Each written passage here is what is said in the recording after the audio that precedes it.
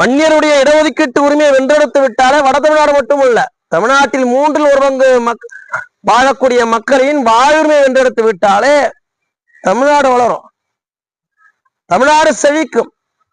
பெருத்த ஒரு இனத்தின் வாழ்க்கையை அழிச்சிட்டு அவருடைய உரிமையை பறிச்சிட்டு தமிழ்நாடு வளரலாம் எப்படி வளரும் என்பதுதான் பாட்டாளி மக்கள் கட்சியினுடைய தலைவரான அன்புமணி ராமதாஸ் அவர்கள் 1000 முறை கேட்கக்கூடிய கேள்வி.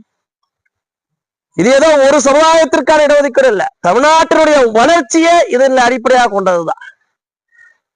வன்னியர்களுக்கும் சரி, ஏதோ நடக்கிறோம், ஓடுறோம், ஒடியாரோம், வாடுறோம்னு வாழ்ந்துட்டு இருக்காங்களே தவிர அவருடைய ஆழ்மனதிலும் எப்போதும் இருக்கக்கூடிய கேள்வி, இந்த இனத்துக்கு எப்போதுதான் இடஒதுக்கீடு கிடைக்கும் என்பது. 21 பேர் செத்து விமான கால மருத்துவர் ஐயா அவர்கள் அரும்பாடுபட்டு இந்த இனத்திற்கு 20% இடஒதுக்கீடு பெற்று கொடுத்தாங்க. ஆனால் 107 அதுல பங்கு போட்டுக்கிச்சு. வன்னியர்கள் உண்மையா வாழ முடியல. அந்த கேள்வி அவருக்குள்ளார ஆழ்மனதிலும் மிதந்து கிடக்குது.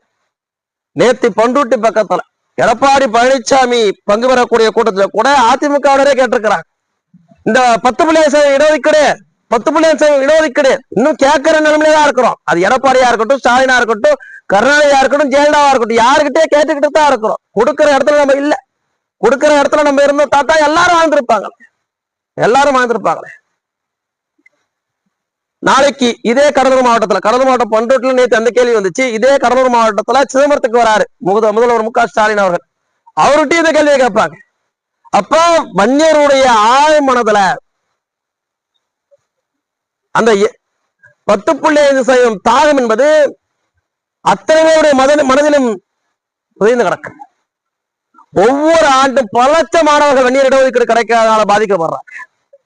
ஒரு வருடம் தப்பி போயிடுச்சு. இந்த வருஷம் அடுத்த வருஷம் பார்த்துக்கலான்னு தான் 4 வருஷமும் திமுக ஏமாத்திருக்கு. ஆனால் அடுத்த வருஷம்ன்றது ஒரு வருடமும் 1 லட்சத்துக்கும் மேற்பட்ட மாணவருடைய எதிர்காலம் கேள்விக்குறியாயிருக்கு என்பதை நம்ம மறந்துடக்கூடாது. 2020 சமூக நீதி போராளி ஆனால் அன்புமணி ராமதாஸ் அவர்கள் தலைமையில தலைநகர்ல மிகப்பெரிய ஆர்ப்பாட்டத்தை நடத்தி தான் அதிமுக பணியை வச்சு இடஒதுக்கீடு முடிஞ்சது. அந்த இடஒதுக்கீடு நமக்கு நீடிக்கல. திமுக ஆட்சிக்கு வந்துட்டா என்ன நடக்கும் நாமெல்லாம் அச்சப்பட்டோமோ அதேதான் நடந்துச்சு. அதன் பின்பாகவும் இனமான காவல மருத்துவர் ஐயா அவர்களும் இனமான போராளி அண்ணன் அன்புமணி ராமதாஸ் அவர்களும் சும்மா விடல, உச்ச நீதிமன்றம் வரைக்கும் வழக்கு தொடுத்தாங்க. தமிழக அரசையும் வழக்கு தொடுக்க வச்சாங்க.